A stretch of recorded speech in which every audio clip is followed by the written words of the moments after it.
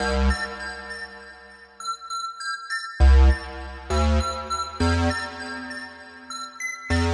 you wanna find me, yeah, I'm in the front row. Got my 2 tickets on me, I'm in the front row. It's the best place to be, I'm in the front row.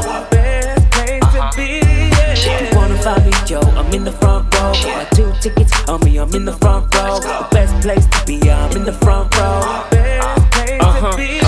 So what's colder than ice and even hotter than a flame? I be in the front row, chilling at a ball game. Yeah, you know what they say, when you're having fun, time flies. Catch me courtside, chilling with the inside. Scoop, come on, tell me how you want it. Catch me on the court, it's the best view in sports. Whether you're Lakers or Arizona Wildcats, whether you're... This is Shereen Rayan with In the Front Row, where you get the best views in sports. And I'm here with Antonio Parks, who, gosh, I've known you since high school. So far, and just wanted to catch up with you. How's it going, Antonio? Going really good. Just got, done finishing my playing career over here at UTSA, and now I'm helping and assisting and coaching. It's been a great journey. It's good to see you. You've been with me a long time and followed me a long time. Always, I'm pretty, didn't Coop play with you? Yep. Came in that class of 16 together. So that was, so Devon Cooper played in Los Angeles. I think he played for Narbonne. Yep. If I'm not mistaken. And so I've known him as long as I've known you. And now he's part of one of our shows, Talk Your Shit. I don't know if you've heard about it. Yeah, but, he's up there in Syracuse doing this thing, man. And he's in Syracuse dancing in the end zone and, making a name for himself. He's a 7th-year senior working on a second master's. So bring us up to speed. You were in Arizona. What went down there that you want to talk about that you don't, of course, there's things you probably don't talk about. But let me know. So my time at Arizona, it was pretty good. I enjoyed being coached by Rich Rodriguez and Kevin Sumlin. My stint with Rich Rodriguez, I was with him for 2 years. Great coach, loved us, loved all his players, and I was grateful to be coached by him. What I took from him though was just the business aspect of it and this college coaching thing. So it was great to be coached by that guy, and I learned a lot of great things from him. And not only that, but I had a good bit of coaches as well, and all of them are great in the business. So you look at guys like Dante, and you look at guys like Demetrius, who's at Oregon, and Dante, who's at USC. So that's some good guys to come from underneath and learn from. So it was a blessing to be up there in Arizona. Yeah, so Rich Rod, I had a lot of time that I got to speak with him over the years, and he just loved the game of football. Oh yeah. He said that he attracted people that loved the game of football, or else he didn't want them. Yeah. And so he traveled all the way to Louisiana to recruit you and I think 3 other players. Yeah, we had Orlando Bradford, we had Sean Brown, we had Kendall Franklin, and myself. So yeah, I met up with Kendall Franklin at a frat party. That's my dude. He always partying. So I don't know if you know this, but both my daughters went to Arizona, and the last year of my second child's stint, we would go to the frat. We went to the frat parties because I hadn't gone for my whole first child and I hadn't gone for my second child. Yeah. And they're like, "Mom, do you want to go to the frat parties? This is your last chance." So I looked to my right, and then I'm like, Kendall. So that must have been parent week. It was parent weekend. Yes. Yeah. That's a great time. I enjoyed myself out there. That's some of my best memories. I met some of my best friends and dudes that I got relationships with still to this day. It was a great experience out there in Arizona. It really was. So what is it that is there something in Rich Rod's head that in your head that Rich Rod would always say to you, or like, what did you take away from him, even with coaching? Like, what did you learn do's and don'ts even? Just getting your kind of guys. He always had this thing where he say our kind of guys. And that's getting kids that remind you a lot of yourself.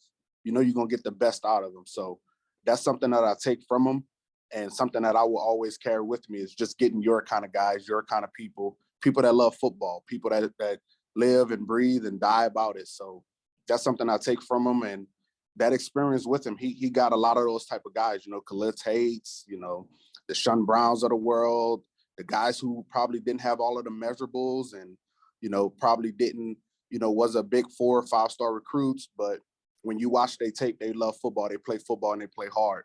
And that's what he won at. You look at Scooby Wright, who was just a 2-star. He loved football. 2-star Scoop.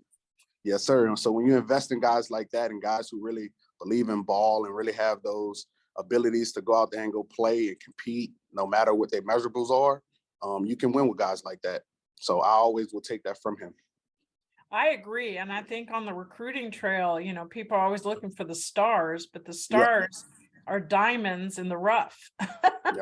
And here's what happens. So now me being on this side and being into recruiting and evaluating talent, evaluating guys, I have my own recruiting base where I rate guys. So no matter what rivals and, 24/7 and, all of those different recruiting databases say, I watch the tape and what those guys show on tape to me and how they fit in the system that I'm currently in and how they will, come in and make plays. That's how I rate them. So you can be a 5-star for me, and maybe for 24/7, you might be a 2-star. Who knows? But as long as you can fit in and come in and make plays and contribute to the team, that's all that really matters. And what about their personality? What are you looking for as far as their personality? I love to see them smile. As a kid growing up, I never smiled, and I can see why I didn't smile. It was a lot There's of reasons in for there. that, right? Yeah, it was a lot of darkness what you went through as a child. Look at you, a young man, a coach. Yeah. You've come so far. Well, people that don't know you, you want to tell a little bit about your story? Not that you want to, focus on it, but maybe tell us a little bit about your background so you can see how far you've come. Oh yeah, so it started out in New Orleans. Then my parents was arrested. And it forced me to move into Kenner, Louisiana, where I stayed with my mom for a bit and my grandparents for a bit. When my mama was, released, I moved back with her after staying with my grandparents in Kenner, Louisiana. And it just was a wild ride. Dad was gone the entire time. He was arrested and incarcerated. So he was gone the entire time of me growing up and going through grade school and even college. So, he was missing in the household, but mom did a good job, keeping all of me and my brothers and sisters together just by herself, doing it all alone. And, she later down the road met a guy and, he poured into me, showed me how to be a man a little bit and poured into me. And it was a blessing to run into a guy like that. And just throughout that whole process, just playing football when I got to high school, met great coaches, learned a lot from them. So it was more great men that poured into me and loved up on me. And it was dark. I dealt with, my friends getting killed. I dealt with my friends getting arrested, joining different gangs and things like that. But it was football that kept me going.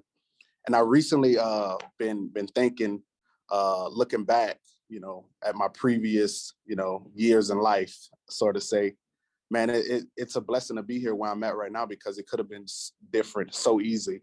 Now I look at my peers who, some of them doing time in jail and, some of them not here with us. So it could have just easily been very, very bad for me. So just being here, it's a blessing. I'm coaching now. I had a great college career. I spent some time up in Arizona. And then I spent some time here in San Antonio and met some more great men and some more great coaches. Coach Jeff Trailer and Coach Jess Lepp, who's like father figures to me and continues to pour into me to this day. So those guys, it's a blessing to be in their hands right now and learning from them and every day getting poured, into. So I'm still learning. I'm not, not a made man yet, but I'm definitely getting where I want to be and where I see myself.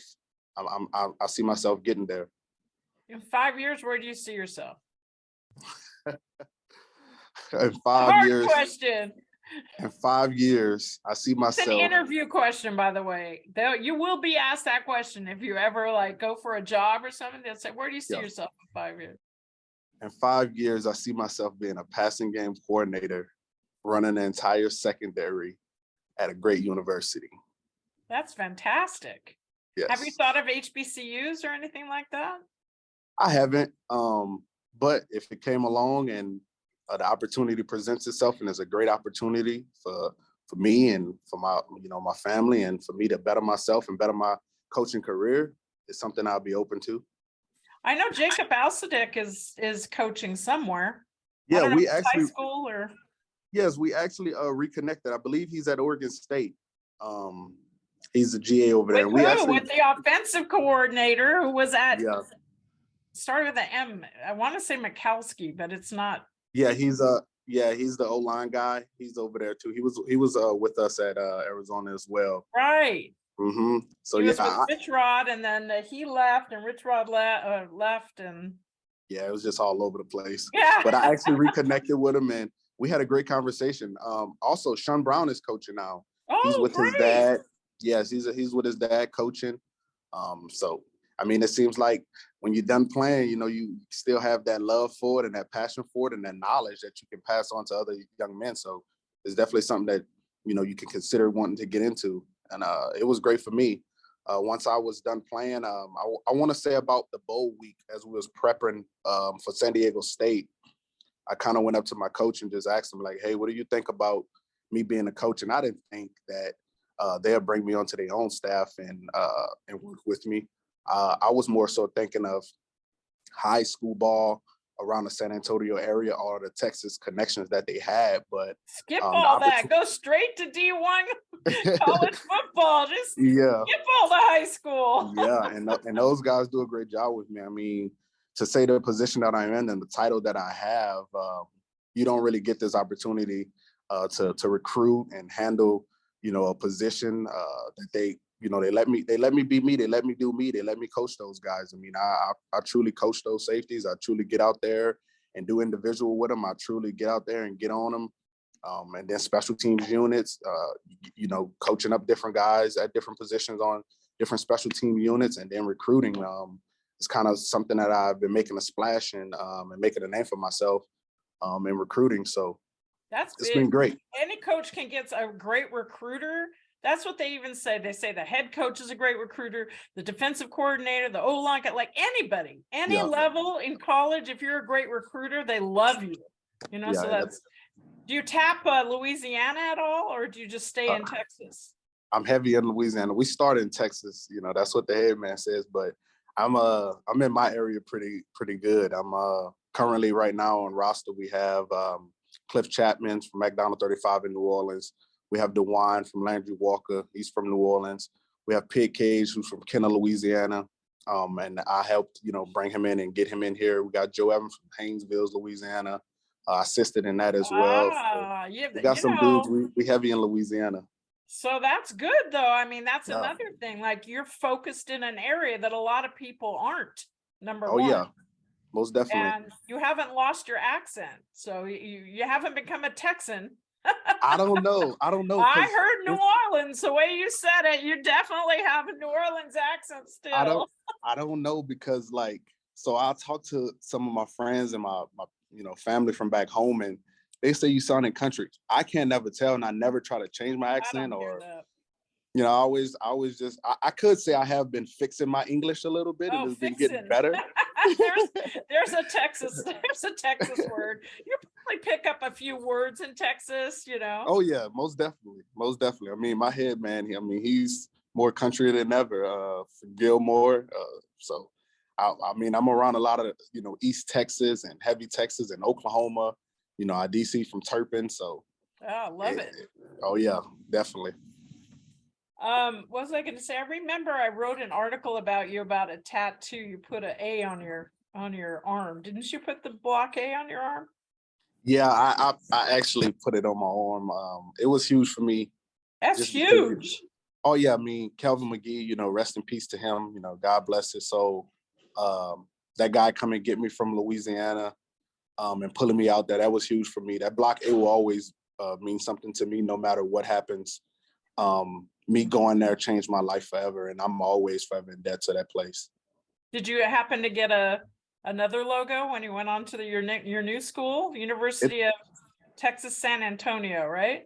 Yes, I'm still here too, and it's coming. It's coming. And this place, they did miracles on me here. I came in with Frank Wilson, who's now at LSU, and he was the head man here at the time before he left and went on to McNeese. But him coming getting me from Arizona, where I was struggling a bit and not getting on that field, so him coming helped me redeem my career. You weren't the only one, honey. You were not the only.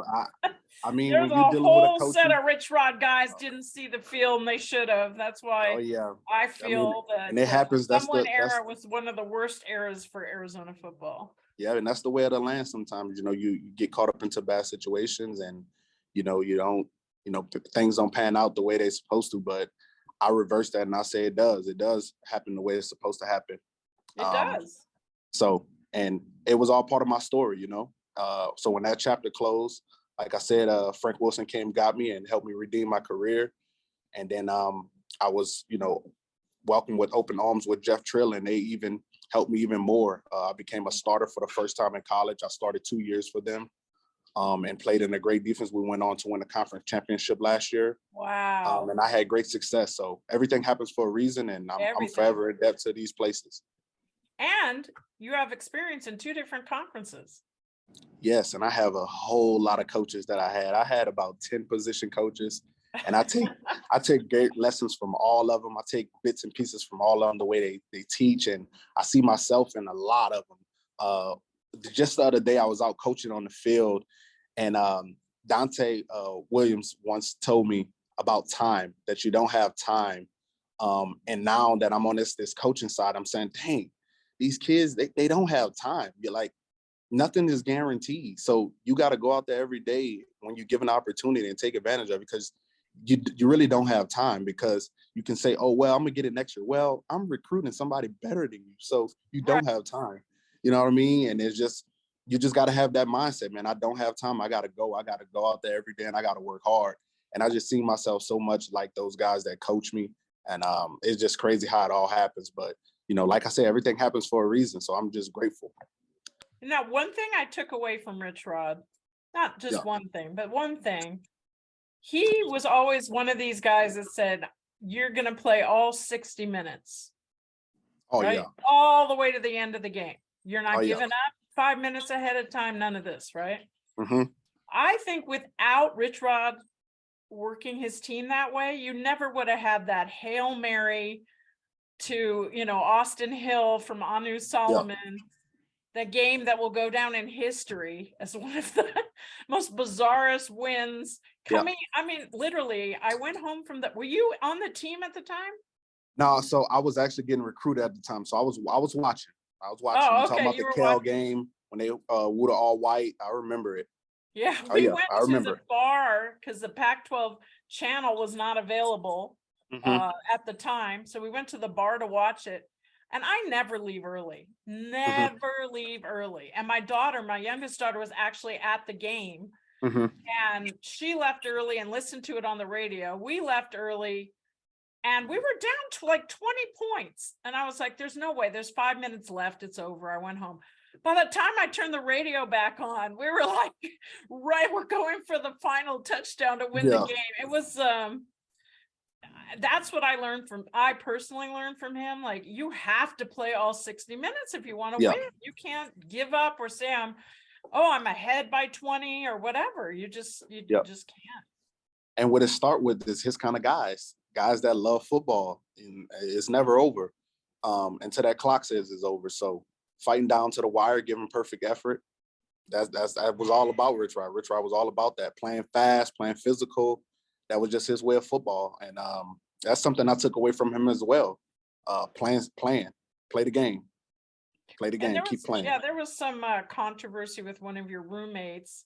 How does that form you as a coach to be able to tell these young players, this is what could happen? This is, how to avoid those situations. I mean, that was a horrific situation. hmm Yeah, after being in that situation and dealing with it firsthand, like you said, I took a great lesson, from that. And it was something that hurt me. And it was something that I seen, yes, like you said, terrific, you know, horrifying event, but it's something that I can take and use it as a lesson. And, Orlando, man, great guy. And, it's not a day that goes by where I don't think about, just the time frame that we was in, but, just made a bad decision. And, we was very young, but he's grown now, he's going on now. And, he's in a great relationship. Oh, good. And, he's doing great things for himself. And, that's just something that I can teach those younger guys, man. You can sometimes be in situations and, bad moments and things like that. But, you can shake back from it. You can come back, and it's not the end of the world. And it's just something that, during my college experience that I experienced that was tragic, like you said, but it was something that I can learn from and teach other guys. When you're in bad situations and you need somebody, call somebody. Don't try to handle everything by yourself. Right. And, being way away from home like that, it's a lot. So it's hard because, and even home wasn't a good place to be necessarily, right? Definitely. Most and definitely. maybe He's a close come from friend. you come from a different background or a different experience than somebody else. You don't know what they've been through. Yeah. You know and what I mean? So. he's a close friend of mine. And, I hope we can continue to build our relationship and restore it and keep on, being buddies. And, Sean Brown is another guy that I still have a great relationship with to this day. And Kendall Franklin, all of those guys, that I run with. He's a daddy, Pedro right? Cobbs. Oh, yeah. Yeah, so all of those guys. And, it's a lot of lessons that's going to happen and a lot of events that's going to happen in college. But something that I can take from that situation, man, if you need somebody, call somebody and don't go through, life alone. Bring somebody with you, and have somebody that can help you and guide you. Because being away from home, it's a lot. It's a lot of stress. It's a lot of, takes a lot on you. So, take some of that weight off is to call your buddy if something has happened or you're in a bad situation.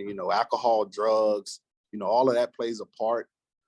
And being young, you don't make all the decisions for yourself. That's the best decisions. You sometimes make bad decisions. And I'm just glad that my buddy is coming back from it and he's learned from it and he's out in society now, living life differently. Because what we don't take into account is we blow all of that stuff on social media and this website posts one thing and these different websites post all of these different horrifying events on this young kid. But at the end of the day, they miss that it's just a kid. And that stuff will stick with that kid forever. So I'm just glad to see his bounce back. I'm glad to see how he respond and how he's getting back up. And I'm happy. I'm really happy that he's back in society now and moving on with his life.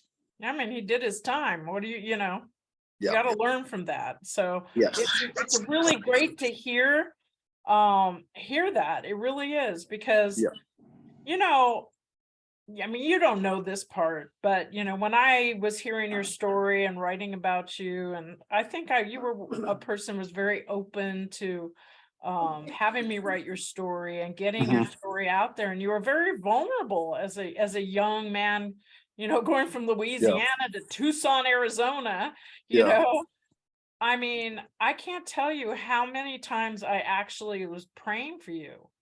I really appreciate that. And maybe it was your prayers that got me through some of those dark nights. Tucson don't really have a lot of street lights and well, and I always believe in you. I always kept up with you, always, believed in you, and I knew you had great talent. And just seeing the young man you are today, the young coach you are today, it brings tears to my eyes. It's like you have a wonderful story. Although hard, it seems like, you've got so many bright days ahead of you, Antonio. I'm so happy for you. I really appreciate that. And I appreciate you for your prayers. that's huge to me, that, somebody is, watching, and somebody is, praying for you and hoping the best for you. I needed that. Like you said, moving from New Orleans, single parent home, not really having much, to way out to Tucson. I can just remember the night that I moved to Tucson. I had a duffel bag. I had about, I want to say 5 outfits. I probably had about 10 pair of shoes. Yeah, I had more shoes than outfits. 2 shoes per outfit. Yes. And I just remember going, and it was one of those trips that I was like, wait, I'm not leaving, I should have bought more clothes. Yeah. I should have bought more clothes. And people would not believe that I only bought a couple outfits, a few pair of shoes. But I wasn't prepared. I wasn't prepared to, pack up everything that I had. And I really didn't have the support to say, hey, we're going to, box all of this stuff and ship it to you. So I really started fresh. No one told you what to do. Aww. No, and I was really just that young kid was just like, whoa. So I just remember that night. It gets really cold in Tucson. People don't tell you that. It was January. It was so cold. I remember I got in late. Billy, who was our operations guy, came and got me from the airport, brought me to my hotel because the dorm rooms wasn't open until that Monday. And I came on a Saturday. So I stayed at a hotel on Saturday, Sunday, okay. And then Monday morning, Billy came and got me, and I moved in. And when at meeting, I met Khalil Tate for the first time in person, and I met Isaiah Hayes, yeah. So I met those guys at moving. Good, really good young men. Yeah. Both came from really solid families too. Oh yeah. So that. Oh yeah. That helps. With, And me and Isaiah, we built a relationship, and we had this thing called the script.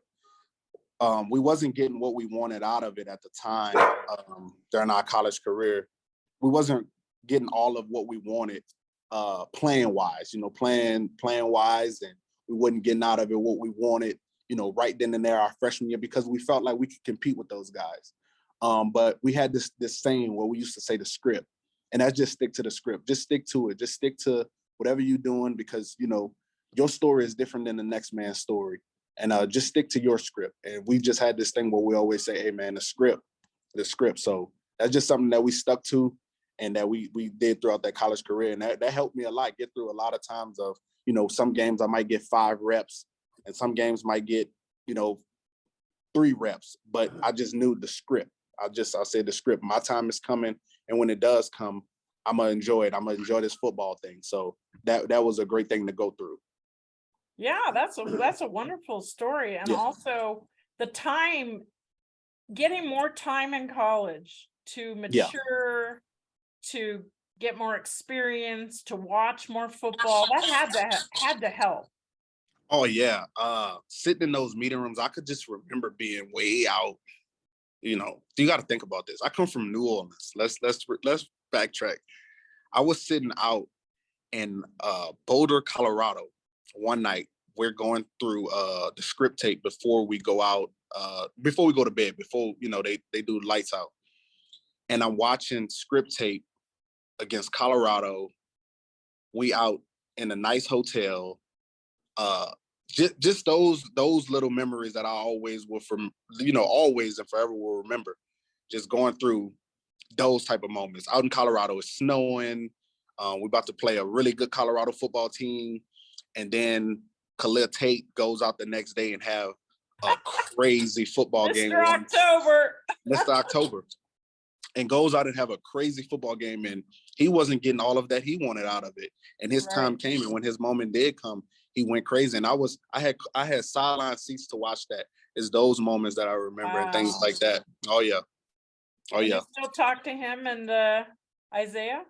Oh yeah, that's my guys. And it's crazy. Before we went out on the field, because I felt like Khalil Tate should have been that guy. I think he showed it in fall camp. I remember a play. It was ones versus the twos. I was on a 2 defense. And Khalil Tate scrambled. I remember it like it was yesterday. Khalil Tate scrambled. The ball was on the left hash. He scrambled to the right all the way to the numbers. He threw the ball back to the back pylons on the left side. And the ball was probably at the 45. And I just was like, this dude is insane. And I mean, it was live. It was a live fall camp scrimmage. And I was like, this dude is insane.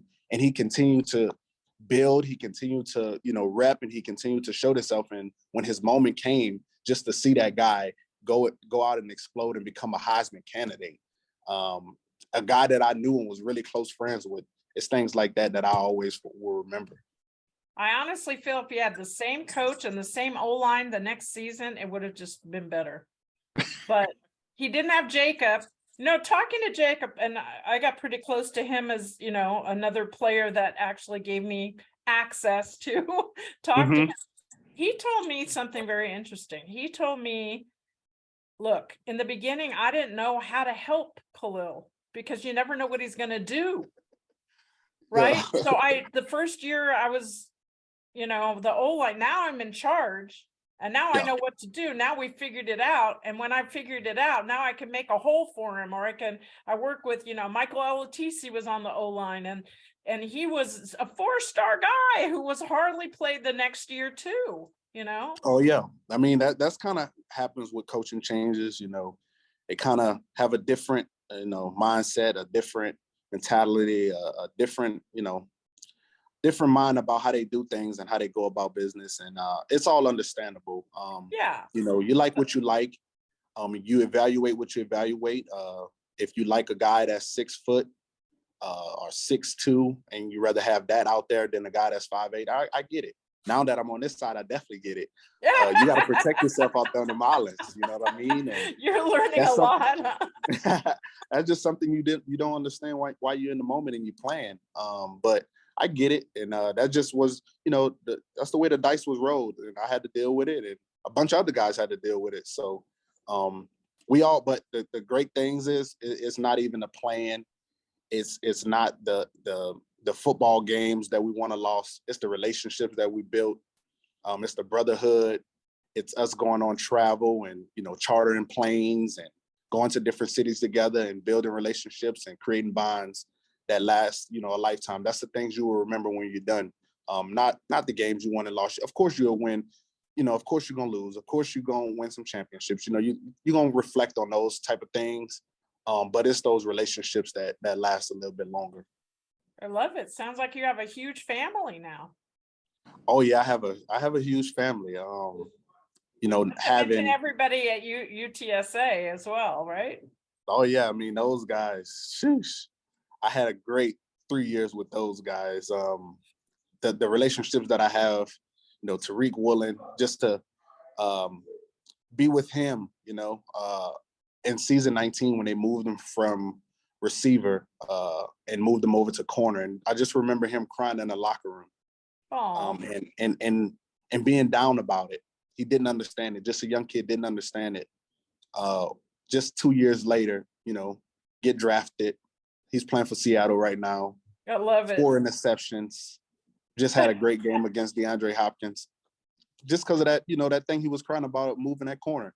Yeah. So it's a lot of relationships that I built. That's just one story of many. And still to this day. Because like Scooby, he gave up completely on football, then joined the USFL and became like the mascot of the USFL with his shark dog. And then and shocked that he's not in the NFL right now. Oh yeah. And and then Will Parks, was playing for Denver. They had coaching change out there. I think now he's killing it on the Jets. That's my guy. It's all personality with it. I mean, he's a lot of skill, but his personality gets everybody to know who he is all the time. Yeah, that's a guy that attention. That's the kind of thing to do, right? That's a guy that I had a chance to bump into a bunch in person and meet and interact with him outside of football. He's the same way outside of football. I went to his house when he stayed up in Denver when he was playing for the Broncos.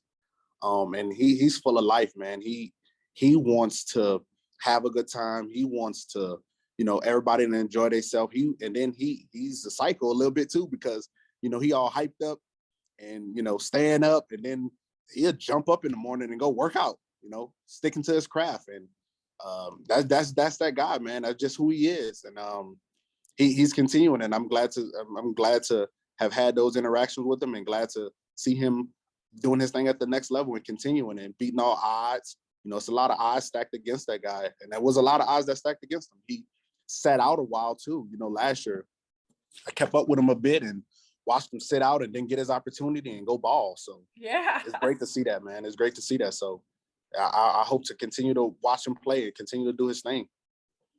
Yeah, when the NFL teams come to your school for, I guess, I don't know what they call it, I forgot. Scouting, when they come scouting.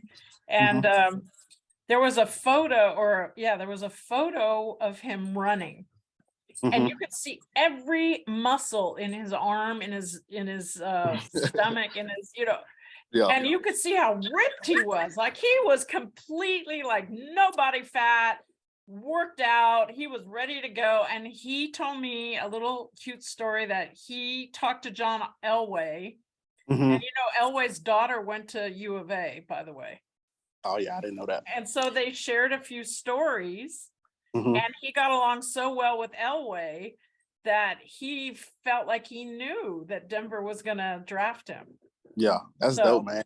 And that dude worked hard.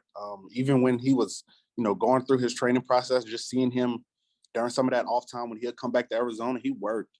He worked his butt off, and it's paying off for him. So it's great to see things like that. Yeah, you've all come a long way. I know he's engaged with a baby on the way. That's good. That's always good. Happy wife, happy life. That's right. He's prospering right now. That's good, man. I hope to see that guy keep thriving. How are you doing in that area?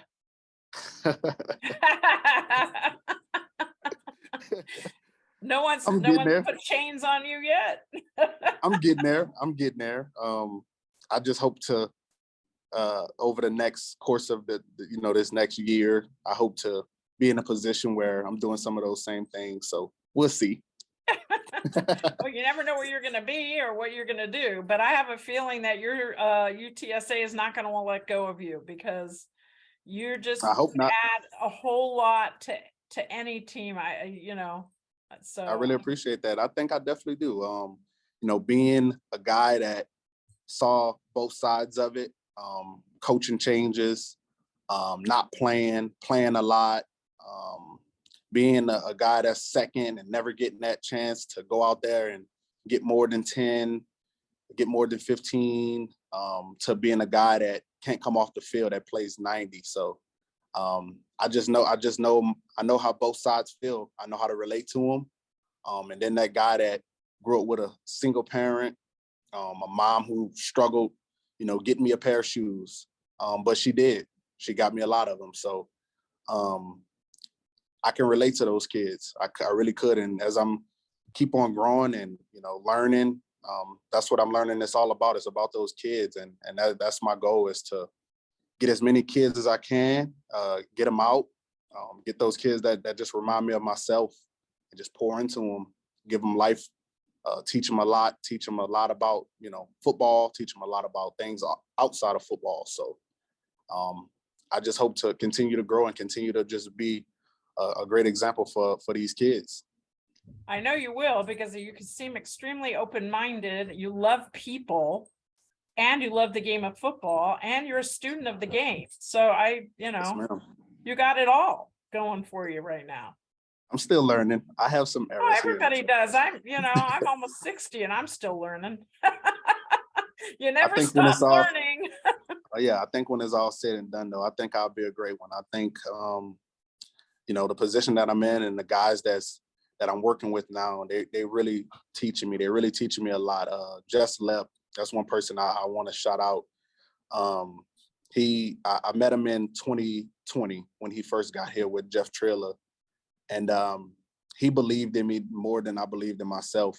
He started me, and I didn't think I was a starter because, I sat for so long. And I thought I always could contribute, of course, and go out there and make plays and make a splash. But it was a turning point for me in my career when he started me. And things didn't pan out at first how I envisioned. And it was all me. It was all my mental, because I had to get out of it. I had to get into the mindset of, man, you're a starter, you the dude, you the one who's they gonna depend on. And once I got out of my way and he developed me, he believed in me, he poured into me every day, I became a starter. And I did it for 2 years. And the free safety spot in this defense, you're the quarterback. So you do all the communication. You know, when they shift or they motion, you got to make the checks, you got to make the calls. And when I became a better communicator, when I, spoke up, and, he got all of that out of me. That's just stuff that I had inside that I didn't get out. He got that out of me. And now me transitioning into coaching, he's letting me coach. Title wise, he's the defensive coordinator, he's the safeties coach. But, he let me coach. When we go out there for individual and we do things in pregame and we do things in meeting, I mean, he let me run it. He let me do what I do. And I'm forever grateful for that. And that's just him, giving me that opportunity to go out and do it. And he said something to a parent on a official visit. How am I going to ever learn if he don't let me do it? So for him to trust in me like that and, let me do the things that he let me do, I'm forever grateful for that, man, for the rest of my life. And he's really doing a great job with me. I love it. He saw something in you. Oh yeah. I mean, I saw something in you a long time ago, but yeah. Yeah, he don't even know it. If he hear this right now, the type of coach he is, he'll just be like, "Oh man, that's all you." You know what I mean? He don't want the credit. He don't want the glory. He just laid back and he just want to do a great job. And when you meet people like that, you got to hold on to them. And I had opportunities this off season where I could have, left. I know you remember Matt Dudak from Arizona. Yeah. So Matt Dudak. Yeah. So we had a little interview. Yeah, there you go. I'll say. Yeah, so he's at Mississippi State, and we had a little conversation, and I had opportunities to, go off and do things, but I passed it up. I passed it up because when you get an opportunity to learn and really develop, on the coaching side and do things and get out there firsthand and experience it, the money, you pass that up because it's the experience that matters 10 times more than that. Me gaining this experience, coaching, recruiting, doing meetings, doing individual, those things are priceless. You can't put a price tag on that. So, I passed up some opportunities just to stay with these guys because that's the family bond that we have here. And that's what I want to continue. I want to continue to grow and learn from these guys. And, if that time ever comes where I have to make a tough decision, whoever recruited me or trying to take me just got to know it's going to be tough because these guys, man, they really point to me and they do things a little different. We have a tradition. I don't know if you see back on as well. We have this triangle. Yeah, I see that 126, 120. Two. So it's 210. It's the area code in San Antonio. Code. Okay. Yeah, and so the numbers on there represent our single digits. But what's around it? All these different words that you see around it. It's about the 5 fingers. So you have so you have your pinky finger with integrity. You have your ring finger with passion. You have your middle finger with mental and physical toughness. You have your this finger pointing, your pointing finger, selfless, pointing at somebody else, not yourself. And then you have perfect effort. So this triangle, it's different. It's something that we believe in. And it's something that we really, cherish around this program. And it's a culture that helped, shape this program and change it. And it's something that I really believe in and something that I really just dedicated myself to. And when they came in and introduced it, I believed in it, and it changed me forever as a football player and as a man outside of football. So I just will say this: it's gonna take a lot to get me from away from around these guys, man. This is some great people, and it's a great place to be. Wow, not very often you can find a boss that you love in a place you love, with surrounded by people that believe in you. I mean, tell me this. So I'm the same way. If somebody believes in me, I'm so much better. Yeah. So are you using that with your players that, I believe in you? Because I think a lot of people miss that with athletes. They're human beings. But even if you're I played the French horn in junior high and high school. In junior high, the conductor didn't like me at all. She liked this other woman, this other girl. She didn't like the way I played. She didn't believe in me. She made fun of me. Yeah.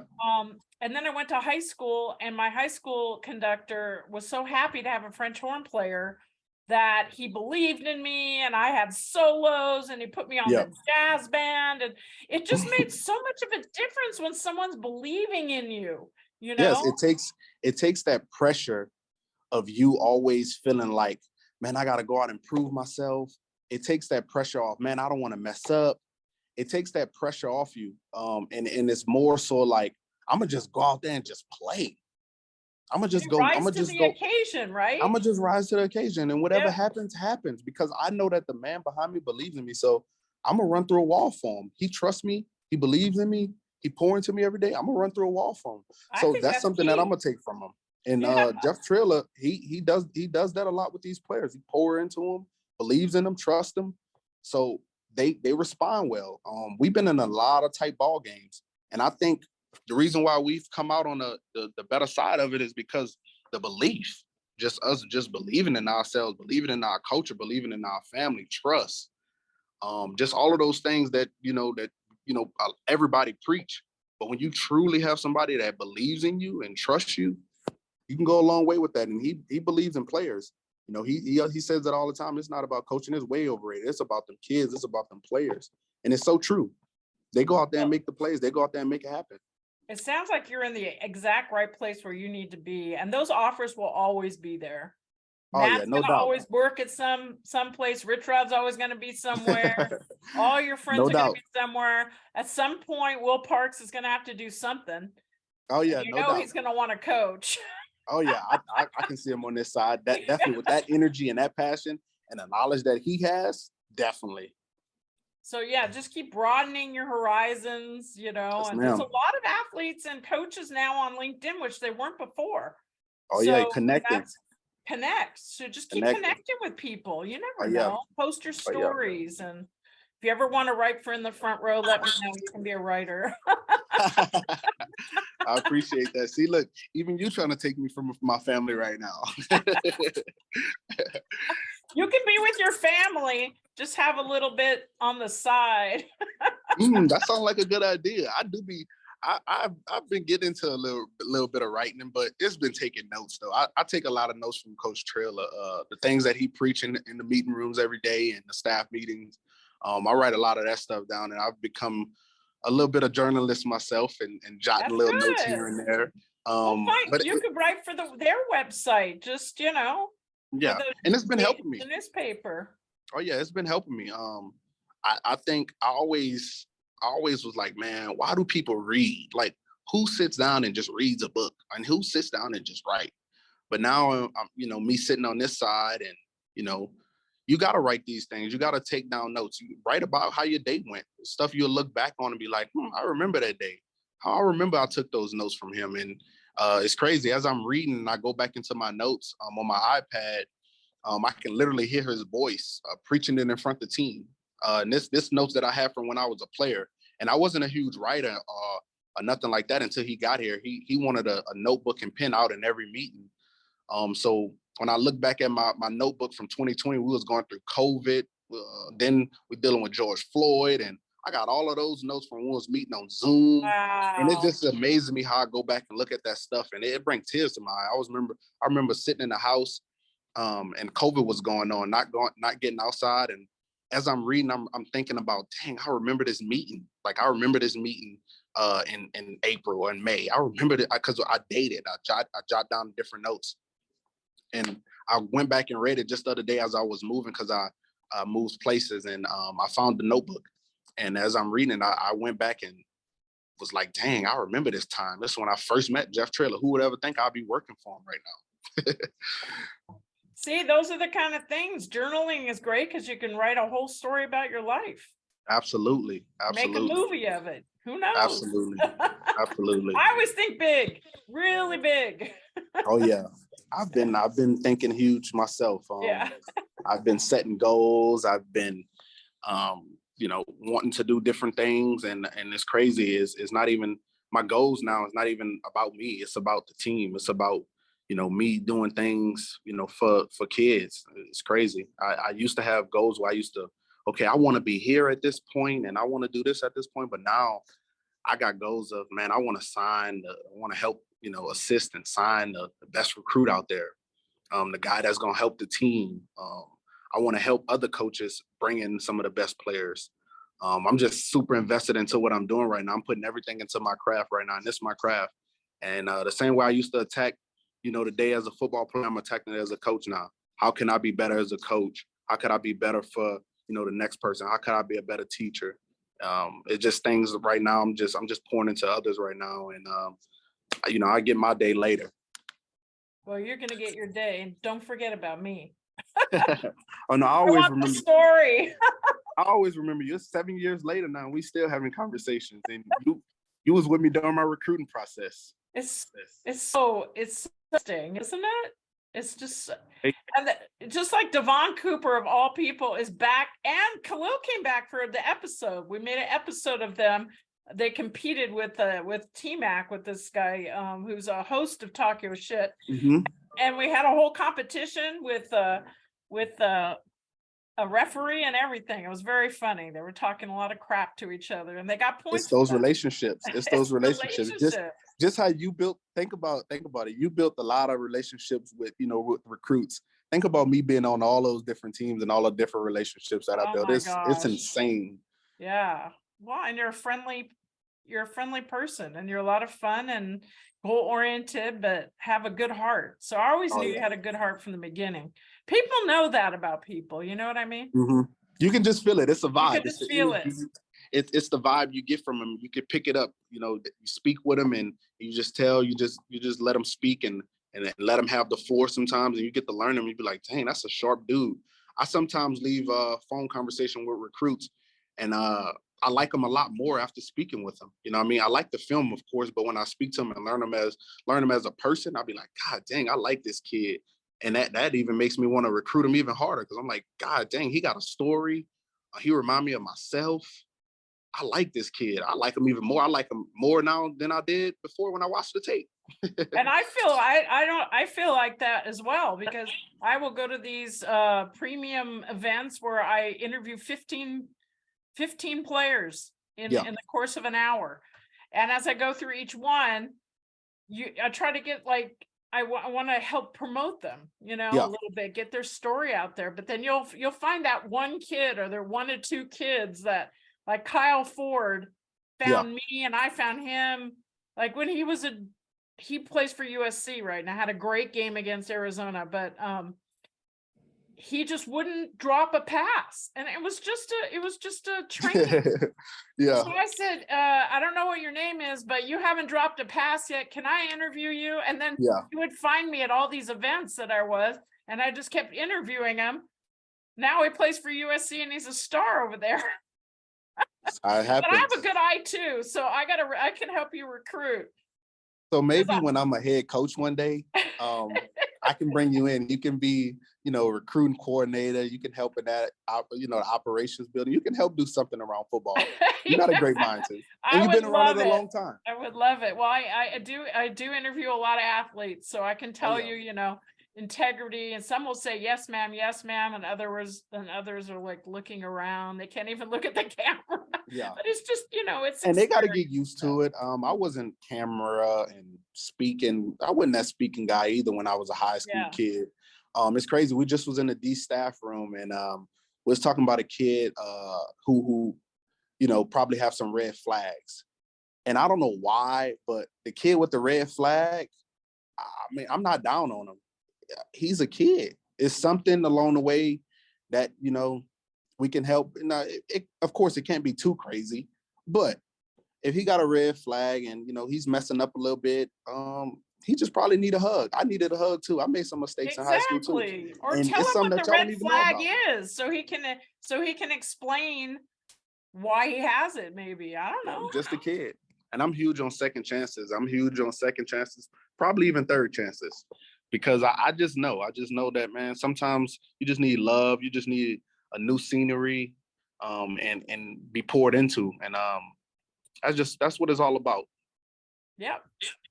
Well, thank you for all your time, Antonio, and I'll be watching your career. Keep in touch. I And definitely I will. wish you the best of success. And I mean, you're on your way. I really appreciate you. I thank you for having me. I thank you for praying for me and watching over me and keeping up with me and even doing this interview. I really appreciate it. It means a lot to me. Oh, thank you so much. Well, I guess I have Thank to you. say bear down. I don't know what they say in San Antonio. Let's go birds up on this one.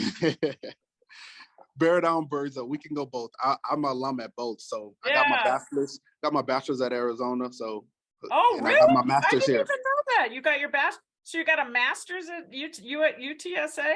Yeah. So I got my bachelor's at Arizona. Wow. I graduated in 3, and then really 2 and some change. But so I got my degree there, and then I got my master's here. So we can go birds up and bear down. Wow. Yes. So when I first met you, did you think you'd be in this position? I just have one more question. You'd be in this position, have a master's degree, and be a coach for a D1 football team? When I first met you, I didn't know what my next meal was gonna be. You didn't even pack but 5 outfits. I didn't have a clue. But guess why? Your story, your script is different than everybody else. You just got to go through it. You just got to go through it. The script. Yep. I got the script. All right. Thank you. You're welcome.